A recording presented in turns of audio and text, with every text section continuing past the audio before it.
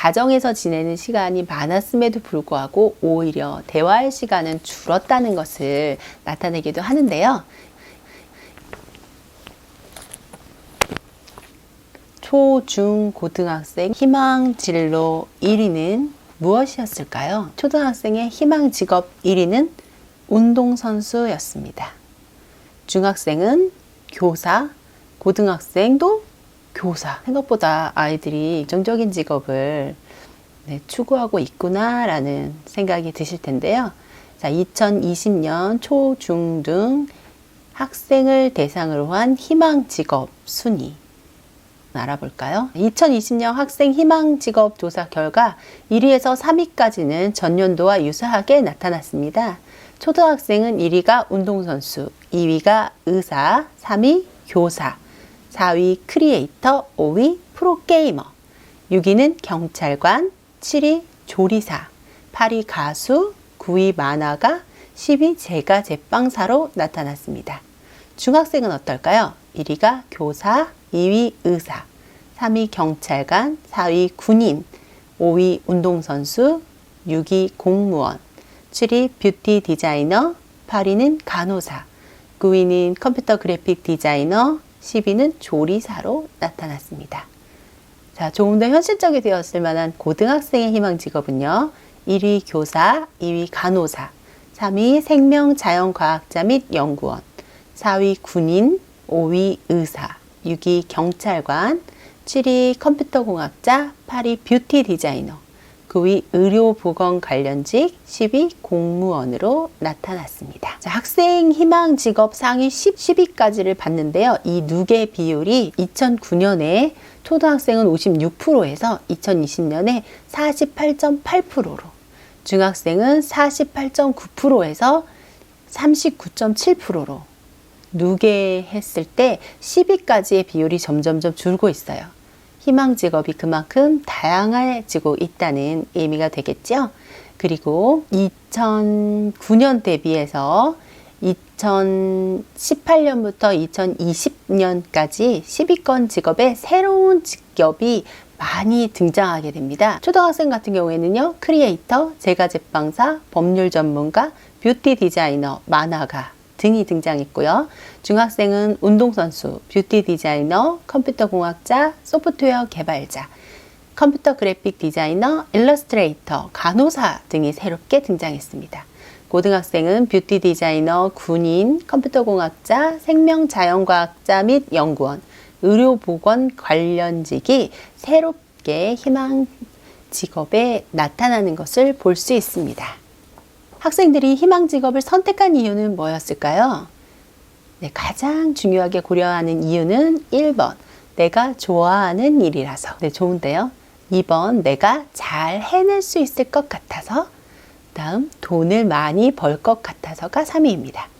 오래 일할 수 있을 것 같아서, 나의 발전 가능성이 클 것 같아서, 사회에 봉사할 수 있을 것 같아서, 일하는 시간과 방법을 스스로 정할 수 있을 것 같아서, 내가 아이디어를 내고 창의적으로 일할 것 같아서, 사회적으로 인정을 받을 수 있을 것 같아서 라는 순으로 아이들의 희망 직업을 선택한 이유가 나왔네요. 희망 직업 순위에서도 보셨겠지만 의사 및 간호사, 생명과학자, 연구원의 희망 직업 순위가 전년보다 상승했는데요. 이것은 코로나19의 영향으로 보건의료 분야에 관한 관심이 높아진 것으로 보여집니다. 코로나19 영향으로 학생들은 진로 정보 획득 경로와 진로 상담 방식에도 변화가 생겼습니다.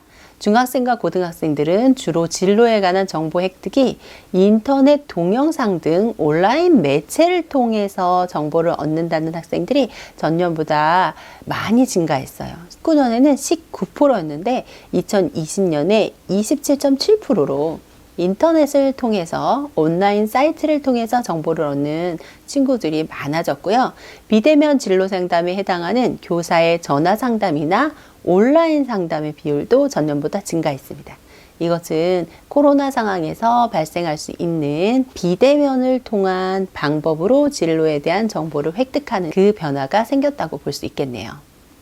학교에서 창업가 정신 함양 교육이 생기면서 고등학생들도 창업에 대해서 긍정적인 응답이 전년도에 비해서 3.5%나 증가했다고 해요. 요즘에는 2030이 영끌이라고 하죠. 영까지 끌어모아서 창업을 하거나 투자를 하는 일들이 많이 늘었잖아요. 벤처 사업가들도 늘었을 뿐만 아니라 이렇게 프랜차이즈 창업 사장님들이 2030이 많다는 기사 보셨을 거예요. 처음부터 창업, 자기 사업을 시작하는 어린 친구들이 늘어난 것과 비례해서 고등학생들도 창업에 대해서 더 깊은 관심을 갖고 적극적으로 참여한다는 것을 알 수 있었습니다. 그리고 대기업뿐만 아니라 중소기업 취업에도 관심이 있는 고등학생들이 많았는데요.